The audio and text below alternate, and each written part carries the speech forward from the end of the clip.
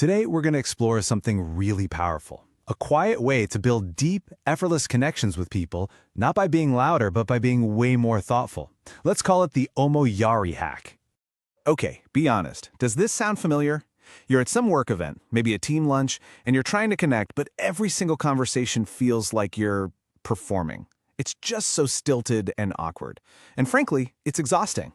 But here's the thing. It is absolutely not your fault. We live in a world that teaches us that to connect, you have to be the loudest one, tell the cleverest story, or have the most impressive update. We're basically told to put on a show. And this really highlights two totally different ways to approach things. On one side, you've got that performative connection. You know the one, it feels forced, it drains your social battery, and it's all about you being seen. But on the other side, there's magnetic connection. This one, it feels effortless. It actually gives you energy because it's not about being seen, it's about genuinely seeing other people. So the big question is, how do we get over to that magnetic side? Well, the antidote is this beautiful Japanese concept, the art of Omoiyari. So what exactly is Omoiyari? Well, at its core, it's the practice of unasked thoughtfulness. It's about having this empathetic sense of what someone might need, before they even have to ask, and then you quietly act on it. It's this deep kind of anticipatory kindness. This quote just nails the whole idea, doesn't it? The strongest bonds we have aren't forged in some big, loud declaration. They're built in the quiet moments, those small, almost invisible acts of consideration that show you're really paying attention. Now, this isn't just a nice, feel-good idea. There's actual science that explains why Omoiyari is so incredibly powerful. It all comes down to what's called the oxytocin effect. So here's how it works. You do a small, considerate thing for someone. Their brain then releases oxytocin. You've probably heard of it. It's the bonding hormone. And that hormone creates a genuine feeling of trust and warmth, which makes them feel a natural magnetic pull toward you. The best part? You're not forcing a connection. You're creating the perfect biological conditions for one to just bloom.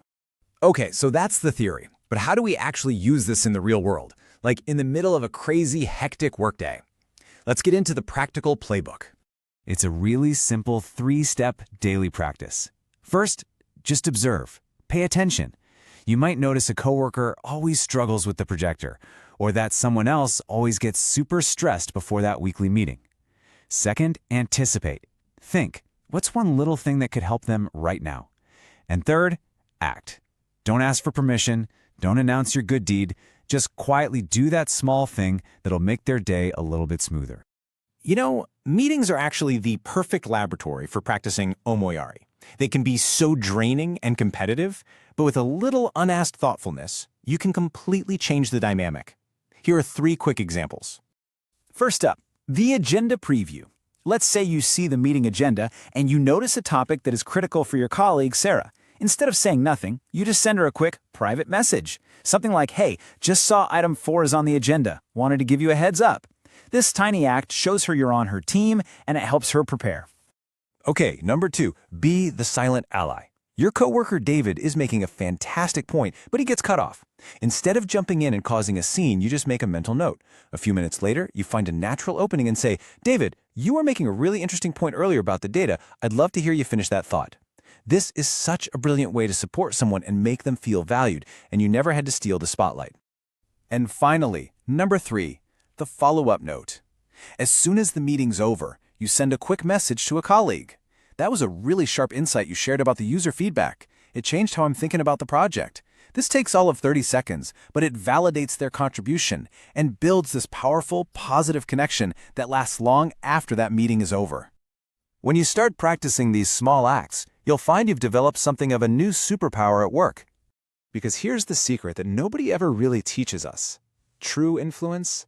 It isn't about having the loudest voice in the room. It's about being the most considerate. And that quiet strength is what really draws people in. So as we wrap this up, I'll leave you with this question. Forget about the grand gestures.